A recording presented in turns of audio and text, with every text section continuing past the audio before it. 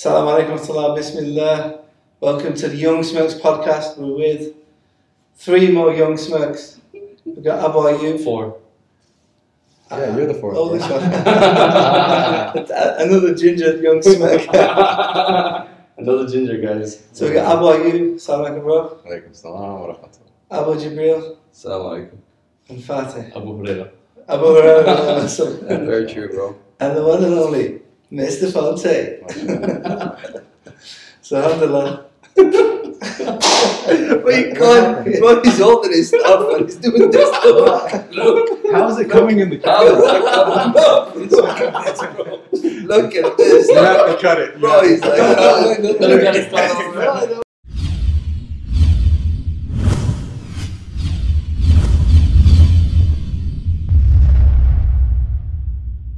So how's it going, guys? Alhamdulillah. It's good. So we're here in Kuwait. We've got two Brits and two Yanks. Yeah. And we're here in Arabia, in the And desert. remember, the Yanks won. Huh? That's very true, actually. They defended their land. Remember that. So Who? the Yanks. Oh, you always have to get political. So what's going on? What was you speaking about before? And Not that one, before yeah. that. So tell us, introduce your little toy. Yeah, so this is Simba, one of four cats that I have. Mashallah. Unfortunately for him, he was around when we started recording, so now he's my hostage. He's generally really nice. He's actually just one of the sweetest cats I've ever owned, if not the sweetest. Beautiful, mashallah. One of the most beautiful cats I've seen. He's very sweet, man. His personality is like very. Like, he makes the cutest noises, man. I wish you guys can hear them. He'll just run around. It's really cute. That sounds scary, maybe coming out of my. That would freak you out at 3 a.m. in the morning. No, he does. Like, Man, I wish I could show you guys. Yeah, but he's off, mate. He's heavy. He's heavy, by the way. He feels heavy. No, man. You know, if you think he's heavy, I need to let you hold his sister. She's like Garfield's sister. Really? Yeah, man. She's just. What, Do you she talks and that? No, she's just Like the real really. Garfield. She's like Imagine both of them, like. She's just really fat. What are you feeding them? Regular cat food? Yeah, all of them. I feed them the same thing. It's just like humans; they have their own personalities. So, like, you know, one of my cats barely eats. The other one eats what he doesn't eat or she doesn't eat. Like, one of them just eats everyone's food, whatever's left over. Really? Yeah. Have you seen the cats outside? Yeah, bro, they The eat Muslim anything, bro. ones. They eat anything. They're eating like... Mate, I'll tell you what a funny thing, yeah? We went to all Shaheed steroids Park. in the meat. Yeah, you know Shaheed Park, right? Yeah. We went to Yeah, I've seen Shaheed it. Park, bro. They're eating thing in it. Lizards. I've seen it. Lizards. Yeah. Is that why they get in Yeah, there? well, bro, he's literally like a family, yeah? The boy, the girl, and 3 small kittens. And this guy, bro, just got a lizard, he's munching on it. Bro, they're tough, actually. This guy's messing up the camera, by the way. But cats are very like Oh my god. accurate. Man. I don't know how they're very like careful when they walk. Man. Like, they'll never knock over a cup or a glass. Oh no, he found Hey, his show, ball. bro, he's like a... Oh, he found his ball. Oh. Subhanallah. Now he's gonna drop the face. He's like, just he's saying, never, he's walking never, over things. never yeah. knock anything over than that glass. Sorry, guys. So how about you? You've been learning, you've been doing video, Yeah. you got a new camera. Yeah. I got a Blackmagic 4K. Oh, Allah Mubarak on this Yeah, and I got the whole setup. I got a Metabones adapter. I got Sigma. What is it? 16 to 35 millimeter. Oh. That's the industry standard, man. That's beautiful, man. You brought me the battery for it, so now I can carry it around. You get like 6 hours of recording time with Really? it. So Got a you're cage on it. It's the whole deal, man. looking to film a Sino documentary, right? Yeah, well, currently I'm in the stages of just learning, because you know there's the indie movie industry is just blowing up everywhere. If you go to the West, you go to the US, you have all these different things, even in the UK, and it hasn't really hit the Middle East yet, but I'm waiting for it to hit, and when I do, I'll be prepared. So you have to know to be a director or anybody that's a writer or anything that works in this industry, you have to have a general understanding of everything. You have to have lighting, you have to know lighting, you have to know audio, you have to know video, you have to know how to do shots, you know, all these things. So I'm just learning now, but inshallah in the future. Good things to come in the future. Inshallah. So. Would you really why you so quiet, man? Guys, you know, But like when a lot of things everyone's happen not quiet now. at the same time, right? It's like the cats playing around and everything. It's very, very interesting, mashallah. But no, bro, it's like trying actually to think about what you're saying. You know, when you say you have to learn everything, right? Yeah. We are like lacking a bit of quality in things. You know, in documentary stuff like that, Islamically speaking. Like, you know, a lot of people, they just, go for cheap stuff and they don't really pay a lot when it comes to like, Islamic documentaries and all of that. So it's interesting. We should have quality video, because if you want viewership and dawah properly, you have to do it right. So like these cameras, for example, mashallah, man. Yeah, alhamdulillah. Yeah. Well, I think we have to come in every avenue.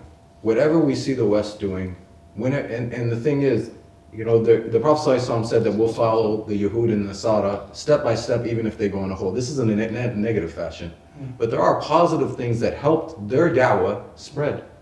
So if you step back and you look at what they're doing, look, what are the Christians doing? What are the Jews doing? They have comic books for their Careful kids. with the cat. They have movies for their kids. Dude. I have a cat, man. I know how to deal with it. They have movies for their kids. Even the Christians, they have. Everybody's torturing smoke can for some reason. Like, He's so nice. it's like, Yeah. This is how I hold my cat. Yeah, no, but look what they're doing. Like, All right, just want to get out. Anyway. He moonwalked out. It's just like earlier, remember? Get off me! Just moonwalk and leave me alone, right? Sorry, he'll be back on his own. Yeah, but I think that to follow what they do and try to establish similar to what they're doing and what they're successful in, as long as it's not haram, I think that we should take from their example and actually try to do better than that. And especially going, like this podcast, for example. These are the types of things that you have to try to implement. So, I mean. Well, you went recently, just come back from Bosnia, right? Yeah, I just went there. What was it like going back home? Well, it wasn't my first time. It was, I think it's my third or fourth time that I've been back to Bosnia. First time I went was like maybe when I was 9 or 10. Don't remember much, and I didn't get to see like Sarajevo, one of the nice places. And then I think like 3 years ago I went again for the first time since then, and it was really like my first time as an adult and going to like Sarajevo and Mostar, all the places. It was nice, man. It was really beautiful. This time I just went for 3 days because I work with a charity from the UK, Muslim Aid, and so they have some projects over there where they're helping people in need in Bosnia, and also like they help refugees and stuff from Syria and all these Iraq and all these other places. So we just kind of went there to see what exactly the projects are, what they're doing, to meet the people behind the scenes and everything, and to meet some of the families that they're helping. We took some videos with pictures so that we can spread awareness online and raise more money for them. I've seen that farm thing you had. Yeah, the farm. Yeah, That was pretty cool. So like one of the projects they do is they help like families build I think it's called greenhouses. So they help them like set up like the greenhouses so that they can farm and take care of themselves, and they can actually use what they're farming to may have an income as well. There's another project where they give like families a cow, and they use that cow to so for themselves, but also for an income. They sell the cheese and milk and everything. Very good. And like when they have babies and stuff like that. Right, It's a beautiful country, man. Yeah, it's really beautiful, man. It's really beautiful, man. I need to go. I remember I went white water rafting, Yeah. like 5 hours down the river. It's beautiful, like two rafts full of like us. And then a snake came in the raft. What? Yeah, there's a snake, a water snake. Okay. Oh, you mean I like an just pulled eel, it. an actual snake? Yeah, a real snake. Yeah. Oh, wow, man. I just threw it back in the. But it's beautiful. Have you been? No, never. It's I nice. will, though. Yeah. It's beautiful. Yeah. Everyone's going now, man. It's nice, man. It's nice. It's nice. It's cheap. It's not too expensive. And it's a Muslim country, man. At the end of the day, so everything's halal. You have mosques everywhere, and There's a lot more tourism now, isn't a there? lot more tourism now, man. Yeah. So did you get to recite in any of the mosques and lead them? No, man. Because the thing is, like, my schedule was so busy. Like, we would wake up at Fajr. As soon as Fajr, we would pray Fajr, and we'd be out, and we were coming back at like 10:30 at night, and we were drained because we were going from one spot to another, man. So when I come, like, I just wanted to relax for a bit. Right. And plus, I had to meet because my wife's first time going, so she had to meet some of my relatives, like my cousins, my uncles, and stuff like that. So I had to make time for that as well. But alhamdulillah, man, it was it's always nice to go back. So yeah. Mashallah. MashaAllah. Bro, you're doing a dawah project at the moment. Yes. So you want to, before somebody gives dawah, you want to prepare. Yeah. He was mentioning this to me at breakfast. Yes, subhanAllah. Tell us about that, bro. You know, subhanAllah, bro, like, you would know that, well, everybody would know this, subhanAllah, that the da'wah in the West, mashallah, has a lot of potential. And you have a lot of people there, mashallah, that they're very zealous about the da'wah, they want to spread Islam, they have the right intentions, but what's lacking is the knowledge. And, you know, subhanAllah, the scholars, they said, Ibn al-Bukhari, he had like a full chapter called Bab al-ilm qabla al-qawli wal-amal. So you have to have knowledge before acting and saying, because it just makes sense, and you can't really, you know, deliver something if you don't really know the basis of it. And, you know, there was the famous hadith that people use, they say, you know, like, بَلِّغُ عَنِّي وَلَوْ آيَةً, like, even if you know one thing about me, you know, just deliver that. That's called tabligh. So tabligh is basically saying to you, you know, this is a glass cup. That's tabligh. The tasdeer, which the da'wah that we should be like, oh, this is a glass cup, it's made of that sand, and when you put on a certain heat and you put it in blah blah blah, and the difference between that cup and another cup is this, that's called tasdeer, that's the da'wah now, you know, and that requires knowledge, because you're going into detail. So what I had in mind, inshallah, is what I want to do is I want to set up, inshallah, a business here in Kuwait, so I can just be free completely to establish this.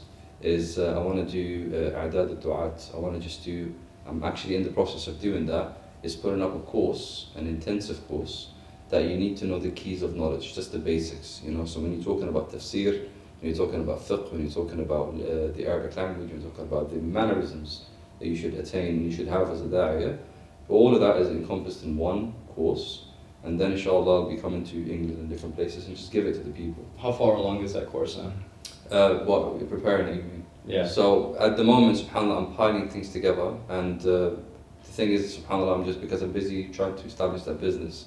The minute it's established, inshallah, then it will be literally within like 2-3 months maximum. It will be done, and I get it, inshallah, I take it to the scholars here, and I say, this is what I'm doing. They say, yes, alhamdulillah, bismillah. They say, no, change this, do that, because in the end, you know, I'm not a scholar, you know, I can't even classify myself as a student of knowledge, so whatever I'm doing, I need to have a sheikh recommending, saying, okay, go ahead and do that.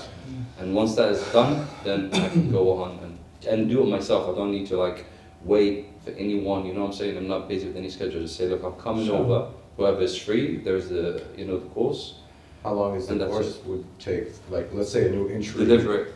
Yeah, for the person to do. So basically, my plan is to do this for a three-day course, just to make it, you know, like basic and intensive and good, right? You can expand it for a week, 2 weeks, it doesn't matter. But the main thing is, it should be done in 3 working days. So why don't you try doing it online? Because I'll give you a good rate of filming. Right, you know, I'll tell you, I'll be him. I'll be that guy over there. Yeah. Because the thing is, my mom, she works really closely. She works for Maghrib. Right. And so they're known in the USA for doing these. They used to do seminars double weekend, so one weekend, then the next weekend, then overtime. Most of them, I think, now are just one weekend. Right. And they've noticed that, like, you know, the trend now, you know, in the world is that not just with them, but for most of these seminaries is online. You're right. And so that's why they have Faith IQ now. So they're trying to, you know, bring everything online, because the new generation is. And it's easier to start them there too, because you can do that from Kuwait, you know. You know, I'll tell you, bro. So for example, what happened? Alhamdulillah, we all blessed in one way or another, alhamdulillah, to live in Muslim countries. And you can always tell the difference between sitting in front of the sheikh or the person to learn, absolutely, and sitting in front of a computer and learning. Absolutely. It's not the same. It's always sitting in front of a person and just gaining something and writing it down and having the, you know, the opportunity to ask questions and to repetition and all of that.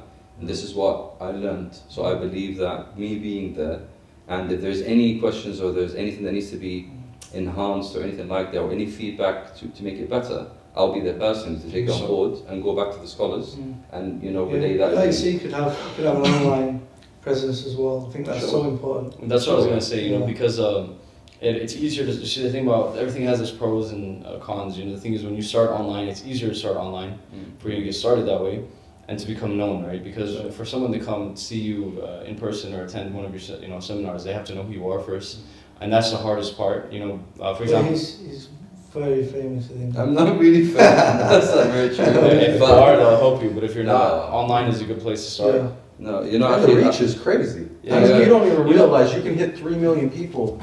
Yeah. You know, if we're really talking, again, this is about numbers, and sometimes in our da'wah, alhamdulillah, you come to the Middle East, one of the things that I love is they don't think about quantity. They always think about quality. And that's a beautiful thing, especially with mashayikh. Right. But sometimes we have to weigh it out sometimes to get the message to the people. You have to, you know, I mean, you do a lot of online courses, don't you? Yeah, sure. Ever since I've known you. Oh yeah, You- tutorials with tutorials media. online. You know, and that's, to be honest, that's what I was just gonna say. Like, I want to ask you, what do you think the percent? Like, you say that being with a teacher in person is always better. I teach online, by the way. I teach kids how to read Quran, and I've taught hifz and everything online. Right. So I do agree, in person is a lot better. But honestly, man, you know, if we're being real, because it also depends on the teacher. If you have a great teacher online, I think like maybe only like 20% is lost, maybe even less, because I feel like you can really. I mean, like, to learn something, the main thing is, I think, to be able to get the knowledge and then to be able to interact with the person and ask questions. Yeah. Right. The rest, 20% that I gave is maybe just to see how the sheikh's adab, you know, maybe his akhlaq, or how he like moves and stuff like that outside of. But the actual content itself, like whether you're, you know, right in front of him or online, I think it's exactly the same. You know, No, I thought Muhammad Salah. Yeah, for me, yeah. See, I was with him. I went to Egypt a couple of weeks ago. Right. Was that what Wasim Kempson as well? No, he went before that. Right. But he teaches for a university in America. Right. So he has online recordings. Yes. But then he does weekly classes as well for his students Right. online. Yes. So they can see him face to face. They can get all the questions out what they've got. You're right. You know, and Yeah. Look, I'll be honest, right? Like, the online thing is there. It's gonna be there, but I just don't want it to be, you know. Look, to be quite honest and fair, right? Like, when you see from even till today, you have people that they leave, you know, their countries and they go to study in Medina University or Al Saud or anything else, and they take a chunk out of their life just so they can sit there and study and not just sitting at home and doing it online. Reason being is because if you really want to benefit and you really want to do something about that, then you're going to be putting the effort. For example, you know, we have the intensive course in Kuwait. You have people come here for 3 months, and they, from 9 to 5 days a week, they're doing the Arabic course. At the end of the 3 months, I've been there and I've seen different people. Some of them, they attend like actual, you know, like talab al-ilm, you know, courses, and sitting after 3 months, mashallah. And others, they go back to, you know, wherever they come from by learning Assalamu alaikum kayfa haluka wa anta kayfa haluka, and that's it. Yeah. So in the end, is, you know, it's the same thing. They come and they do this, but it's the, to be honest, ijtihad that they put on. What it comes down to, what I think it comes down to, is also how serious a student is, right? Yeah. So, for example, someone that goes to Medina University, like for example, I did that 3-month program, right? And I went there. I only did 2 months.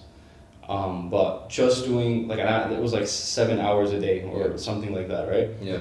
But I'm personally seeing now a lot more progress studying just with one teacher for 1 hour every other day, right? Instead of like 5, which is almost 4 or 5, similar, but just having that one-on-one time, and my approach to it is different than there, and I'm benefiting a lot more, right? So it's not online? Huh? No, it's not online, but the thing is, when my teacher went to Egypt, it doesn't mean you're right. No, but I'm saying, like, you see, that's the benefit. That's what I'm saying. Like, but my benefit is you get what you make of it, basically, right? So you can, like my teacher when he went to Egypt for 2 months, the same teacher that I do in person, I was like, I don't want to stop while you're on vacation. Yeah. Let me continue on Skype. Right. And I would say on Skype, 100% of, like, there was no difference. Right. Like, tomorrow I can continue with him on Skype, Right. and I would have the same benefit, because it's not about, because, you know, it's about how serious I am about it. You're right. Yeah. So, for example, someone can go to Medina, but like yourself, you didn't go to Jamia, right? So you studied a lot individually, whether it's online from a video, whether it's sitting with a scholar, it's how it's your approach to it. You get what I'm saying? Yeah, but you see, the basis was you met the person, and you know, and sure. then you know, you I think continue it on could be online. both, though. No, it will be. Of course. You know, the sheikh that you sit with, and he breaks down. He goes and sits with this scholar that knows a lot about goals in Sheikh Riyadh, right? Oh yeah. He knows about goals and goal setting. Now, at the end of the day, we're in dawah. What is That's our end fantastic, goal? man. And I know exactly your feeling. The du'ats nowadays, you sit there and you'll listen to them giving da'wah, and they fumble. They'll say stuff, they'll make their own tafsir. They don't know proper aqidah. And they want to go, they became a convert, and tomorrow they're going to go to somewhere, you know, whatever corner, and now they're going to start debating with people about shubahat, about doubts. And you're sitting there. I just went to see Sheikh Ahmed. Yeah. And we were discussing even just basic manners and respect for scholars as well. Yeah. Like, you know, sitting in the presence of teachers and, you know, like, you know, there's a certain... You know, there is a feeling, no doubt. There's no doubt. Young Smirks just sat around, Yeah. relaxing. You know, when you're with someone of knowledge, you have to have some etiquettes and... Yes. And look, just to put something out clear, Allah knows what I'm just trying to say. I'm not trying to say like I am going to be this, I'm like this teacher and the scholar. I'm just saying that the concept of being there, present, you know, face to face, talking about that communication. You know what I'm saying? It's completely different. Yeah. Even subhanallah, like, you know, when you see most of the scholars before, and when they used to, like Bukhari or Imam Ahmed or anybody, like when they travel like for thousands of miles just to attain one thing, right? So that effort is the correct intention, right? That effort that you put in. Look, I want to discuss something. Go on. Oh. Oh no. Controversial. Yes. He's going to start arguing. That's going to be the flip side of it, yeah. I want to discuss KSI. I felt he was looking at me. Because the way you guys are looking at me. You can have your ilmi conversation over there. We're going to discuss KSI and Logan Paul. Are you familiar with what? Yeah. I I know a little bit. I'm not in, like you are, into the YouTube celebrity but look, nonsense. the thing is, we know boxing. Can you explain to me what that is? Because I don't know both of these people. So what is that? We know boxing's haram, okay? Right. You know, we're not just... Boxing is halal if you don't go too much. I box, that's fine. If you put head guard or... No. You get trained. You need to learn how to defend yourself. Yeah, but the point is, right, so there's two well-known YouTube personalities. And Fatih's going to explain about that. No, it's not, you know, it's not just you. I mean, they started off, well, they're both known on YouTube, but I think one of them started off on YouTube, one of them started off on Vine when it was popular. And they're just huge social media stars, man. So, got like 20 million each. Yeah, on like 20 million on each like platform. Yeah. And they've been beefing for a long time. But it's fake. Fake beef, yeah. Yeah. It's not. You know, they said, I think after, like Logan made a 20-minute apology video after like he lost and talking about like, oh, you know, and KSI said, I'm done. This is like that's it for me. These people are so famous though. Like, but that's the only reason why they got the, you know, like people just wanted to see them, like why not? Like, you know what I mean? Like if you had an opportunity to see like, I don't know, Justin Bieber and like Chris Brown or something fight, like, you know, just out of curiosity, like I turned it on. I don't even follow them. I did follow KSI like early when he started, because he got known from FIFA. He used to make FIFA videos, right? So it's like, I used to watch him play FIFA and stuff like that. But to be honest, it was just curiosity, man. When John showed me his thing, we went way back to his first videos when he wasn't, and we saw the FIFA videos. Yeah, you know, when I first started looking at Logan Paul, which got me worried. When he was in Dubai, when right? he came to Dubai. Because it was a mall full of kids. A mall full of Arab kids. I'm talking like 8-year-olds to 16-year-olds. Bro, this is the point I was just making earlier. This guy is like, at the time, he's changed a bit now, but at the time he was not a good role model. You know, he's just swearing, doing whatever. You know, crazy guy. They're rapping, KSI's rapping or whatever. I was working animation, learning animation, like effects, intro effects. And one of the guys I was learning from, he actually did an intro video for KSI, got paid for it. So then I saw what he was doing. Here in Kuwait? No, this is online study. But he did like, you know, these type of animations where the drawing or whatever, you know, it's textual, you know, drawing. But yeah, I guess they were beefing. They were talking smack about each other and through the point is that the subhanAllah now, all kids are on the internet. You know, and a lot of the time, students of knowledge, du'at, even Muslim parents, they don't know what their kids are watching and who are influencing their children. Sure. You know, and it's so important that we understand what's going on. Yeah, but you see, subhanAllah, that's like if you fill a mall full of kids, the Dubai Mall, the biggest meet and greet ever. But that's going to be the case, isn't it? Like, well, there's two things, right? Like, the first thing is this: why would the youth want to follow us? You know what I'm saying? Like, from their perspective, what are we doing? You know, to be, you know, appealing to them. And to the extent that when they're saying, oh, John is going to appear in the avenues, all of a sudden, all the youth is going to appear. And they're like, oh, John. Why would they do that though, right? Yeah, but because, no. Well, no problem, bro, because he has the cat, so that's a different thing. But if you show up, right, and subhanAllah, and do that, the reason why you're going to be followed is because it's the hawa, right? It's the entertainment and all of that. And subhanAllah, like people, if they see us here like this, bro, we still enjoy ourselves, innit? Alhamdulillah, we still buy nice trainers, we still have our Stussies and our Bape and Supreme. We can go and have some from, we can do that, alhamdulillah, no problem. Supreme. And Ray-Bans, right? And we can go like no Supreme. What are you talking about? Right? What? I ain't got no Supreme. He got poopery. There is Supreme, you can enjoy it though. Mahboolery. He got the generic version. You can get it, no? Mahboolery. Yeah, I mean he's kicking it, mashallah, man. What Supreme have you got, bro? No, not now, innit? But inshallah, I have some stuff. I got Polo. Yeah, Don't make me floss on you, bro. Yes, great, man. Polo. But you see, that's what I'm trying to say. Like, you can actually enjoy things, and you can be, you can have like your nice clothing. You can, go enjoy your food and have some fun and do all of this, right? But at the same time, we are here for a purpose. The purpose is that we want to make sure that they really learn their deen, and they can see people like us, right? Like we're not. Well, he's half Arab, but like we're not Arabs. Right, we come from mixed, places in the world. We can enjoy life as they do as well. We can play some video games and all of that. But that's what's important when you see us. You see, that's it. That's who we are. This is what we want people to be. Video game master, this one. Yeah, Really? no, Here's What games do you play? Huh? Do you play games? Bro, yeah. Afterwards, I'll let you know. I don't want to promote the games. We can't do this. Computer games or PlayStation? No, I'm bad PlayStation. Your PlayStation games? Yeah, I would play. I'm too lazy to set it up. I have actually an Alienware PC. I have a nice PC, but it's for editing. Yeah. So I downloaded games and played on it for editing, yeah. Yeah. Bro, I bought this in 2011. I'm about to get a Mac. Have you tried virtual reality? Oh, it's amazing. Yeah, he has. But don't you get dizzy? Didn't I tell you about Depends on the game. Every game is different. What game would you play on it? We'll just talk after. So, you gotta try this, bro. Yeah, we definitely. You've got subhanAllah, there's one you feel, bro. It's like you're there. In the PlayStation you can do it, and then they had the scary game. I have scary games, car games. I don't want to do that. I'd be freaked out. Yeah, you're gonna get freaked out, bro. You gotta try it though, bro. It's an experience you have to go. Bro, you've even got Hajj. No, I think and the Umrah, Hajj, bro. Yeah, you're in the haram, and you'll be walking around in the haram just it's amazing. Well, I told John, he was a few years back, you know what I wanted to do, because I worked in 3D.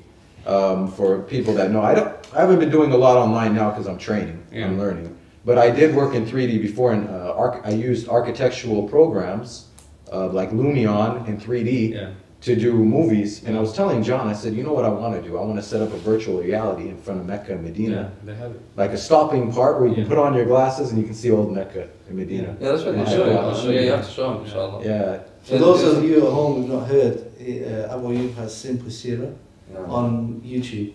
So it's calmed down right now, but if I put put your that video there, that's where you start. The history of Mecca. I hacked an But you're a lot better than that now, anyway. What's that? That video you did. Yeah. You're much better now. Yeah, I mean, the 3D has come along so far. Lumion, the program Lumion, was an architectural program. It cost $3,500. Now these are guys that are making buildings in Dubai. Nobody used it for animation, because in animation you use like things called 3ds Max, Maya, all these movies, Pixar movies.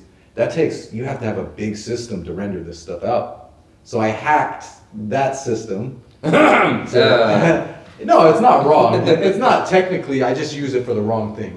This isn't. I didn't hack it. Yeah, and I bought it, by the way. I have a license. So. Mashallah, man.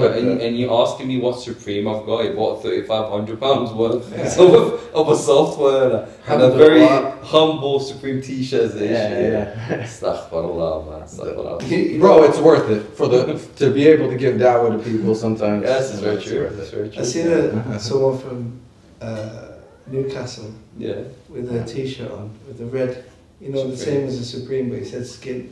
Skint? Yeah. Skinhead or what? Skint. Skint, yeah, skint, like he's broke. It's broke, it's up, man.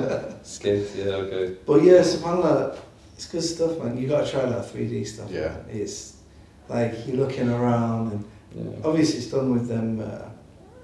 All these things, like in games, I don't see, when I came to the Middle East and I was looking, and mind you, I came from America and I seen how Christians were doing it. Because they tried to come at me when I was a kid, all my life. Comic books, movies, video games, everything Christian. They got everything. They even got an amusement park.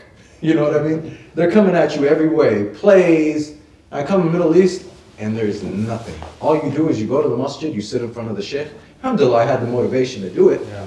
But I'm sitting there looking at my cousins and all my family, and I'm like, what is motivating them to come? You know, what's the attraction to bring them? Okay, Allah, Allah Rasul, it's something, it hits our heart when you have that iman put in. Yeah. But sometimes, you know, you have to do the Hamza thing. You know, how did Hamza enter Islam?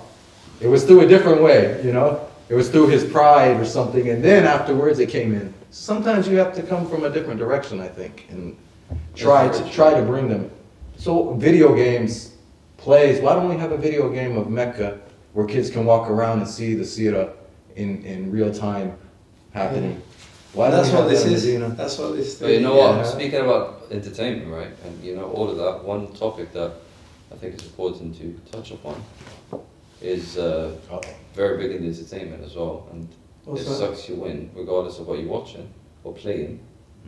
Is the music, isn't it? It's a big part of entertainment. Like if you have a game, right? And the game is an amazing, you know, storyline, whatever, but the music is not there, it doesn't exist. But it sucked. You lose the feeling. Like, yeah, you're not there anymore. You say, I don't want to play this. You know, I can't. Posted a video, I think it was yesterday, about music. Yusuf Chambers was really speaking about his experience. Yeah. Was he a musician? He, I think so, yeah.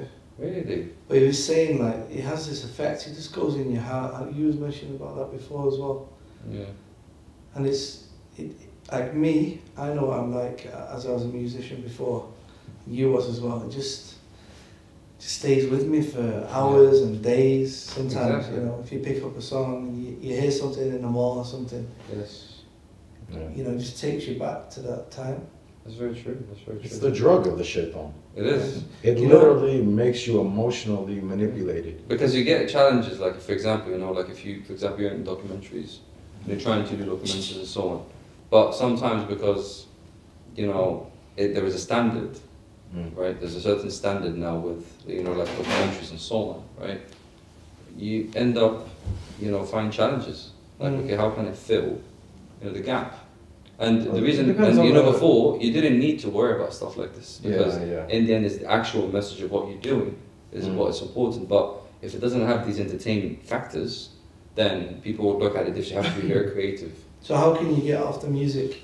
Because loads of people commented on YouTube on this video. Yeah. They were like, you know, you're so right. You know, even the sheets. No. Oh my God.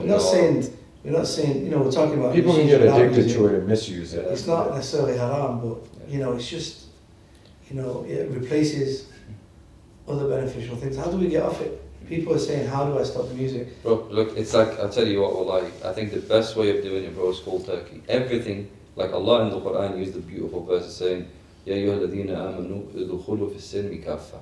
Or you who believe in Islam completely. I.e., when you want to leave something, you have to drop it. Just cold turkey. And then what's going to happen later on is, look, wallahi, and I'm telling you this, bro, boy, and you try this, right? Like, try it when you pray Fajr today, right? When you stand in salah or anything, do ta'zeem of Allah subhanahu wa ta'ala, right? Like, glorify Allah when you stand and you hear the Quran and you know the Fatiha. Just glorify Allah in your heart. Things will be completely different. It's easily said, isn't it? Like, oh, glorify, of course I glorify Allah. This is what you think. But the minute you stand and you glorify, you're saying, okay, look, I'm leaving music for the sake of Allah. Ya Allah, please replace music, you know, in my heart with Quran, right? And make Quran more beloved to me than, you know, and you have that intention, right? Then Allah will make things easy, bro. When I left music, it was very difficult. It was extremely difficult, not easy, right? And it took me a long time to be able to, like, sustain living without it. Until even today, so actually a musician, you actually got paid for it, right? Bro, everything, bro. Concerts, and if I forget about that, I didn't even copy anyone. Like, I would not be, you know, covering it. I wasn't a cover band. Like, I would listen to a certain track and then cover it, and that's it. I composed my own thing. So, and I was in two different fields. I was in the electronic field and I was in the rock field. So two Does it different still have an effect? Like Of sometimes, course. like you know, you just hear something. Bro, you know the funny part, right? I would drive the car. I was just saying that in the morning when we were having breakfast, right? I would drive the car and I put, you know, the indicator. It's going to the left, and that tick, tick, tick is a metronome in my ears. That without me feeling it, I'm just doing a beat. And then my wife sitting next to me, she's like, "Bro, what are you doing?"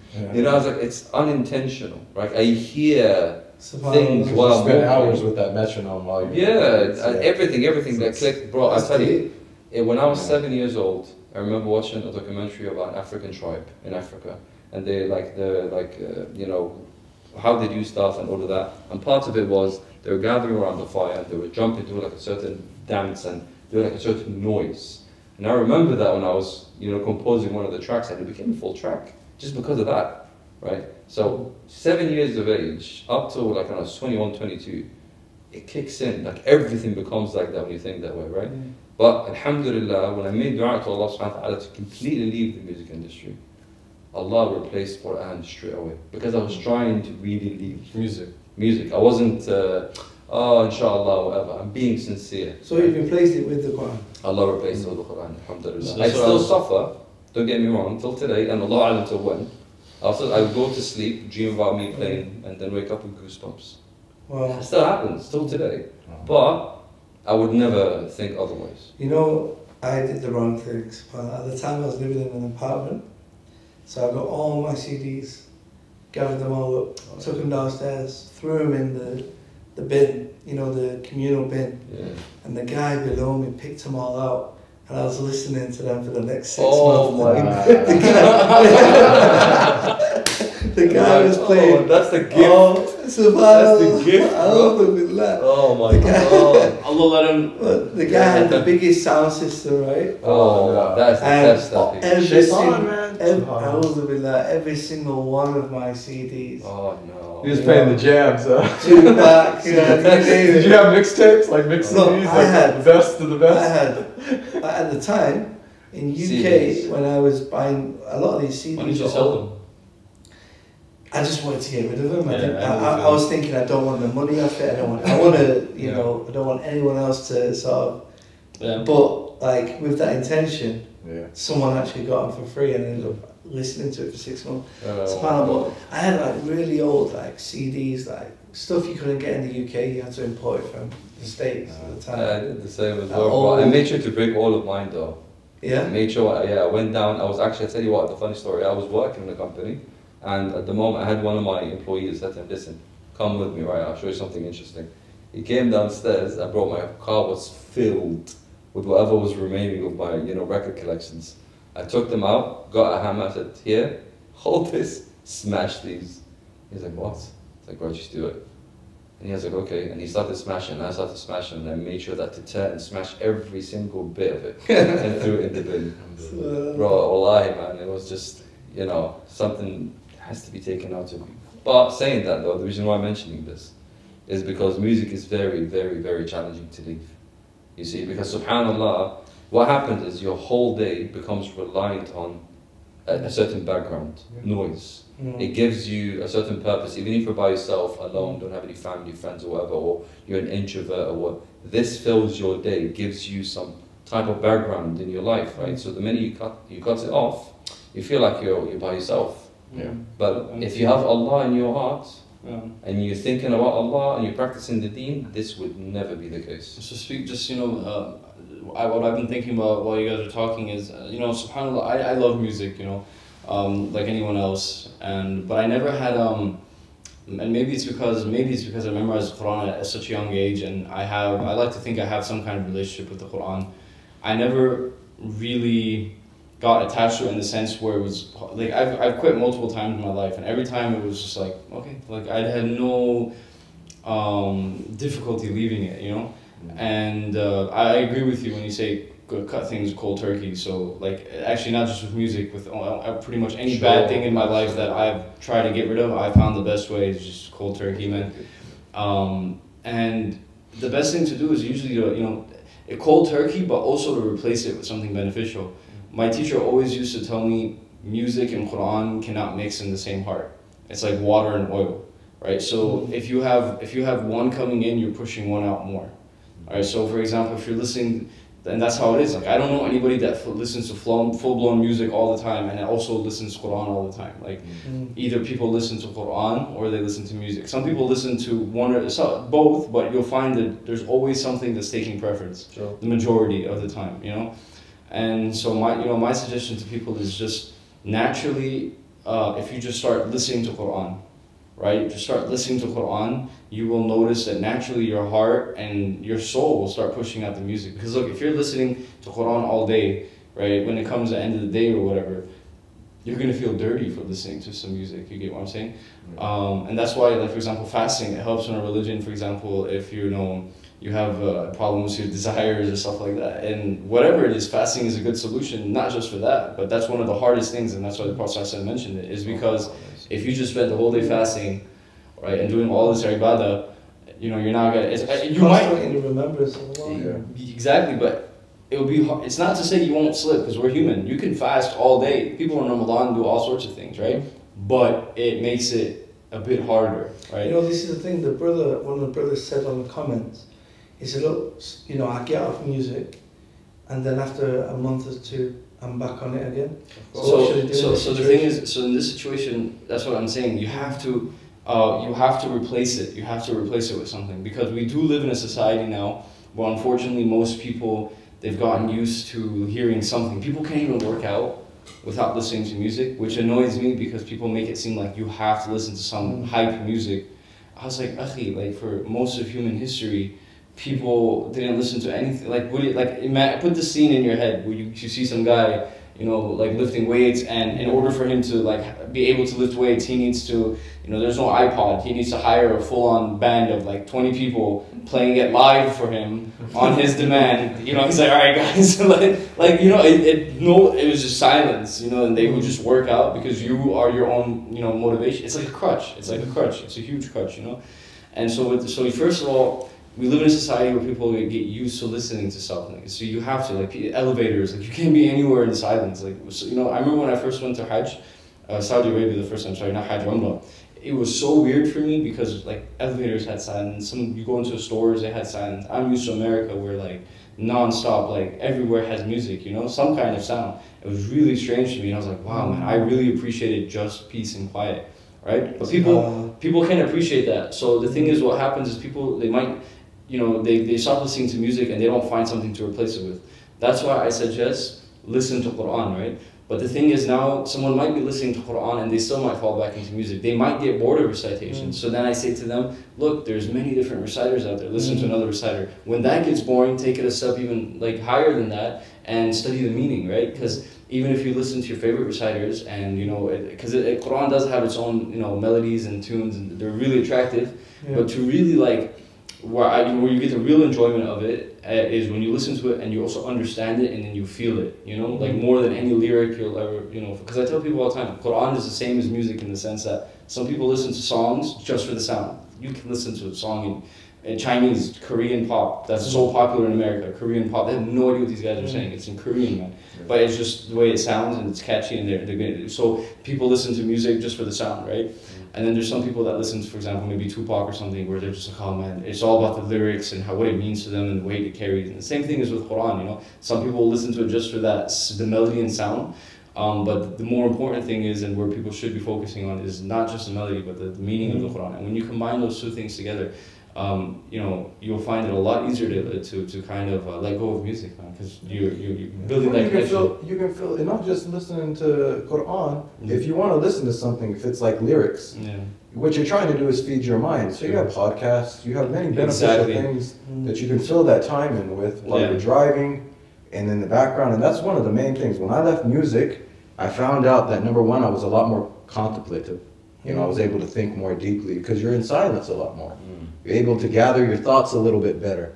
Because we all know that constant bass or whatever, that tick that's in your background, you can't really think deeply when you have that going on. Very true. And I used to study with like stuff in the background. I remember when I was a kid trying to sit there and I wasn't remembering anything and I'm wondering why. You know, and I got this in the background. You know, that's the thing, man. You know, I'm really happy you said that because when I stopped listening to music, you know, I found myself like in the car rides, I just turn on like anything. It could be a podcast about politics. It could be a podcast about history, science, anything. But knowledge is just better for you than listening to the same song 1,000 times that month. Yeah. And audiobooks are big now. Anything, man. Yeah. But you know, the background thing. Also, the biggest danger is the subconscious effects it has on you, man. 'Cause some of these lyrics, like you'll listen to, even if, like for example, me, I never paid attention to lyrics. Like I just never was able to pay attention to lyrics. So I was telling these guys today, like, I never absorb songs. I just listen to them for how they sound, right? Mm-hmm. So like I can listen to a song 1,000 times, and I can't tell you. I'll be like, I don't know what they're talking about, but how we are as human beings is that even subconsciously it's all entering your mind, and it's actually affecting your personality. It's teaching you wrong and right. These are people, because kids are looking up to these rappers and these singers, and you know, a lot of people, these miskeen that sadly in the Muslim community that think it's halal. Yeah. You know, I laugh at them because I'm like, okay, let's just try to say that ma'azif, you know, the instruments were. Let's just play this game and I'll follow your opinion. Listen to what these people are talking about.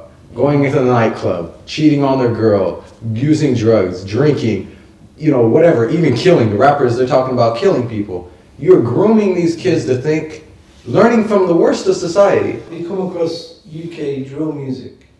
UK what? UK drill music. Drill? Drone. Drill. Drill, yeah. Drill, yeah. I mean, it started in America, but... Yeah. Is it like techno? No. I don't know what they... No, it's basically gangs, man. Gangs, like rapping, cussing each other. Oh yeah, they're killing each other on YouTube and stuff now. It's gone to the next level now. Like when we were younger, in UK it started with like garage music, stuff like that.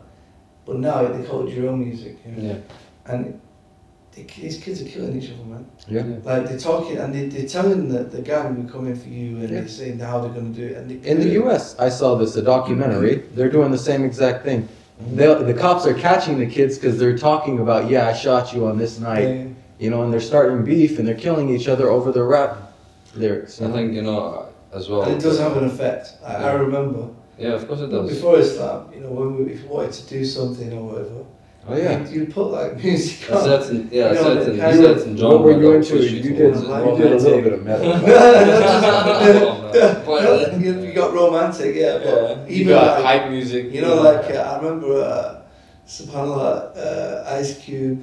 You know, roll call. You know, all this stuff. I don't want to start talking. Oh, you know, it's great, but he would like make It gets you pumped. That's what we used to say. You get pumped or amped. It is shaitan. You know? It is really, it's the Quran of the shaitan. I won't call it the Quran, but it really is the way the Quran is for us. That's what Sheikh Ibn Baz said. It is the music is the Quran. But that's it. You see, this is the reason why one of the people that was commenting was saying like he's, you know, the rebound, and he keeps coming back, is because of that is how strong it is to affect certain individuals. And I think one of the best things to do as well is to have a good companionship, because when you're around good people and you're not around good brothers or sisters for that matter, then they would take you away, because their lifestyle, what they do every day and so on, are completely away from that. And this is what you want.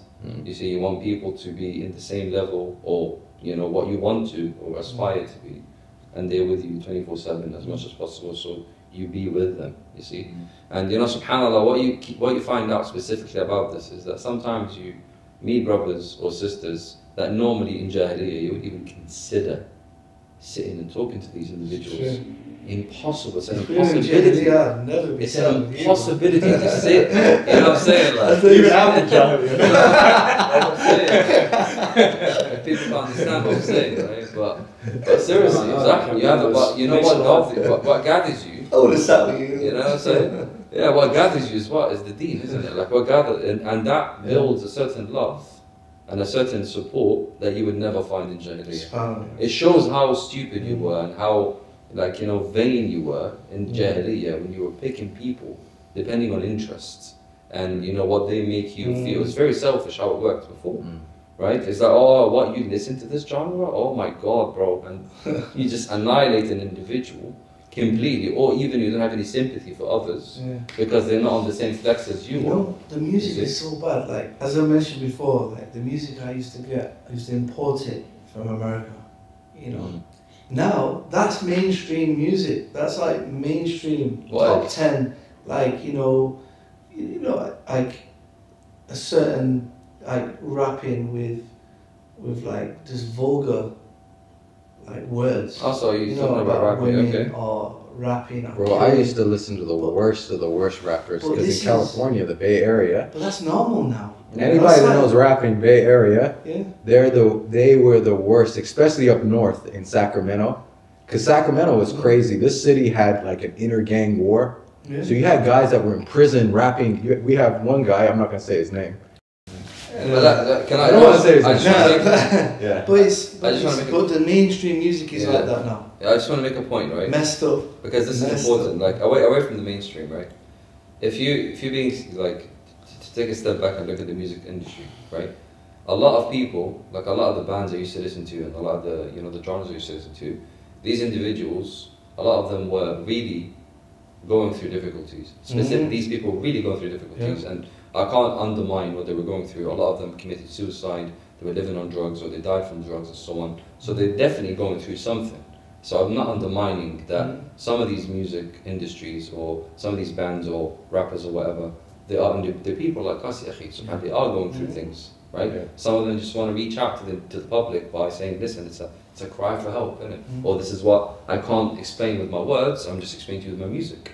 So these people require attention as well in the dawah, right? So this is what I'm trying to explain. Like, yes, the music, so apart from like saying, yes, there are bad influences on the music industry, right? There's a bad thingy, or the lyrics is horrible, or some of them, of course, have a certain agenda, of course. But looking at the bigger scale, not everything has an agenda. There's people going through things. And what we have to establish first is that, look, music is haram, right? Regardless of the intention of the individual, either he's with an agenda or is out of his own back, music is haram, complete. Let's look at what we should do now to get away from it. You know what I'm saying? Because you would have sympathetic people saying, no, but I know this individual, but what about this person, and so on. And they might be right. Not all of them have an agenda. However, if this category of, or that sector is haram, and we establish this, then how can we get away from it? You see, I think that's the main focus. Another thing as well, you find a lot of people that do have this issue in music. Yeah. They've got a problem with their salah. Somewhere along the line. Of course. Maybe they're not getting their salah on time, or they're missing their salah, or they don't even pray. Of course. These are the ones who usually. So I mean, they think they're hypocrites. Like, how can I pray? They just, Yeah. Yeah, but I hate when people do that. I hate when people say, how can I just pray when I just did this? It should be the opposite effect. You should pray, and then you should be like, you should feel bad about the bad thing. That's human, isn't it? But people feel bad about doing the good thing after the bad thing instead of feeling bad about the bad thing after the good thing, Yeah. But that's human. Like, look, I'll tell you what, I'll tell you something that would relate to what I'm trying to say. Before Islam, for example, I lived in Egypt, and I went to clubbing and partying and everything.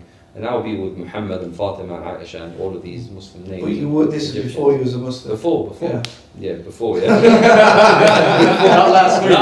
Now it's a free t-shirt last week. Yeah. None of that. So before, none of that. When I was there, and we're clubbing and everything and drinking and doing all sorts of haram things, we're sitting down and the pork comes in, right? And someone said, no, it's haram pork. They're like, I don't eat pork, it's haram.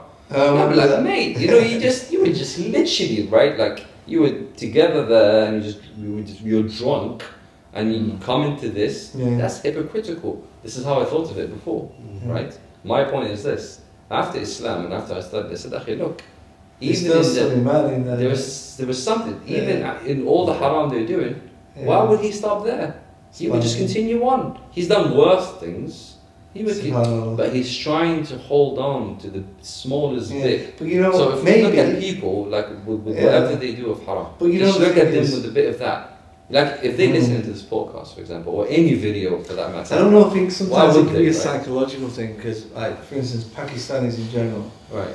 Like pork is like kryptonite, man. Right. Cultural thing. Non-Sabia is kryptonite too. No, but it's just like it's drilled in. What's your opinion on that, brother? When you go to America, do you have McDonald's or no? Oh, me? Yeah. UK. We know better, bro. So in the UK, we know we don't eat McDonald's. No, but a good friend of ours is.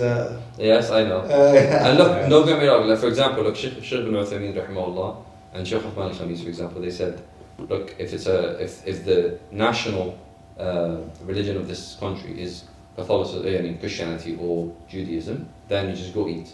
And I understand it. But if we bring forward the evidences that we know in UK, for example, and the reason why like it's well known, they fight against all of that, if we know that, yeah. and if they know this evidence, I think inshallah they will change their mind because it's just clear cut, right? Yeah. But when it comes to It's kosher, cutthroat. yeah, because you know that khalas for a fact. So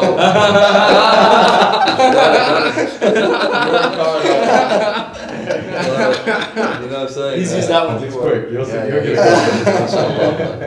But no, but you're saying right, mashallah, you're speaking about that, you're right, about the... No, we're talking about everything today, huh? No, but it's... All the stuff is the weather. Look, to Politics. be honest, my personal opinion is, because moving to Kuwait, I've seen both non-religious and religious, and you'd see people that still have ghayra or jealousy for the deen. Yeah. Even young kids. And the number one thing I tell them to do, and I have trust in Allah, I say, keep to your salat. Everything else will fall into place. Even if you don't pray in the masjid, pray your prayer on time. If you don't pray your prayer on time, make up the prayer that day. Make it up. Just get that salat in check, and it's a domino effect. Everything else, qadar Allah, inshallah, And it's called Turkey enforce the salah. You got to force. Like no matter what, man. Yeah. But I remember, subhanAllah, for when I was trying to pray when I was younger, I remember I missed Fajr one morning, and I woke up, and as soon as I woke up, I was like, oh, I missed Fajr, I didn't pray, and I was so upset. And then... Don't do drug, kids. What is this? That's nasal spray, man. You use it too? Yeah. I use it too, man. I think, are you addicted to it? Like, You have to be careful. Me too, man, because it's so bad. Bro, you got to be careful. No, it's not steroid. Last time I went to the pharmacy, I bought like 10. No, you got to be careful, bro. Depending which one it is, it can mess you up here. Yeah, it really It has a... It really did. No, bro. I'll show you the one I'm doing, because if it messes me up, then it's even worse. No, like, I make need sure. wires. Yeah, make sure. Yeah. But the thing is, anyway. No, you So what I was saying was, I woke up and I missed Fajr, and as soon as I woke up, I was so upset and I was so down and depressed, And then I was like, you know what? Actually, I woke up and literally the first thing that went through my head, like the moment I opened my eyes and gained consciousness, was Fajr. Like that was the first thing that shot through my head. And I remember, like, you know what? That kind of gave me some motivation. I was happy about it because I was like, at first I was really sad, but then I was like, at least then I realized that I'm on the right track, because literally the first thing that you think of, I was like, hey, that's cool, And so you gotta stay motivated. Like, it's like going to the gym, man. You don't just go, you're gonna start. You're gonna miss days, It's called nafsin lawama. You're checking yourself. You're always on yourself. That's the sign of iman. When I went to Bosnia, I went with a group, and we had a sheikh with us, and we all missed Fajr, and the sheikh, and I woke the sheikh. On purpose or accident? No, it was by accident. We were all so tired, right? Yeah. Like so tired, and then woke the sheikh up, and he's like, "Don't worry.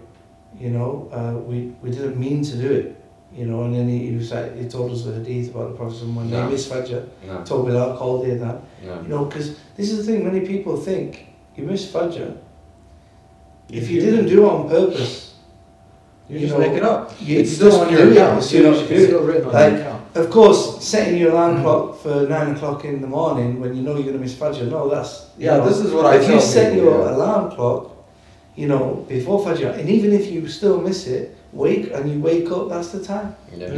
Because people get depressed and think, but sometimes there is, that flexibility.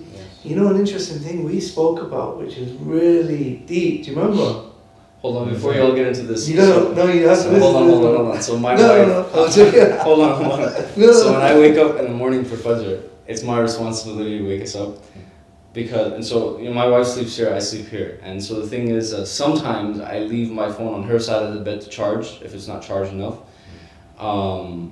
and what happens is I can't do that anymore. I cannot leave because she's the type where she will snooze my phone, and then I won't wake up. You get me? If it's on my side, it's safe. It takes one ring. I'm a very light sleeper. I wake up. But if it's on her side of the bed, and I'll wake up and I'll know she snoozed it because I'm like, I didn't hear the alarm, But on that thing, man, people, there's so much preparation that has to go into it, man. Like, you cannot go to sleep like 30 minutes before Fajr and then be like, you're most likely not gonna wake up. Like, even make dua. Like I know, you know, I used to say after I heard Isha, I'd be like, please let me wake up for Fajr. Like I want to wake up, you know, make dua. Set 5 alarms. If you're the type to snooze it, don't put it next to you. Put it across the room. You know what? Get one of those things that shakes your bed.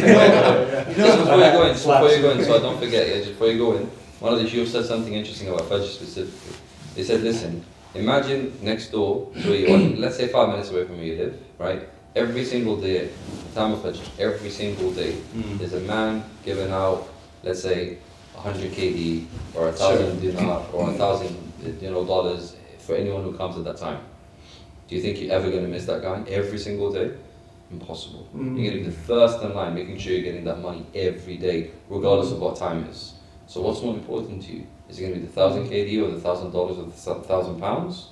Or praying, which is multitude by millions and millions. In order for you, Akhi, to wake up at Fajr and to pray in any time, is that you need to learn who you're praying to, right? Like you would not wake up every single day, go to work from 9 to 5 and do all that work if you don't know why you're doing it and what's the end result, right? So if you don't know these information, of course you're going to find difficulties praying and find it difficult to wake up for Fajr. You need to learn just the basics, just the, you know, the simple basics. You need your course. That's what we need. Bro, that's something. That's what the Ummah needs. You know, wallahi, honestly, bro, you just need the basics. I think people need the basics. Man. Online.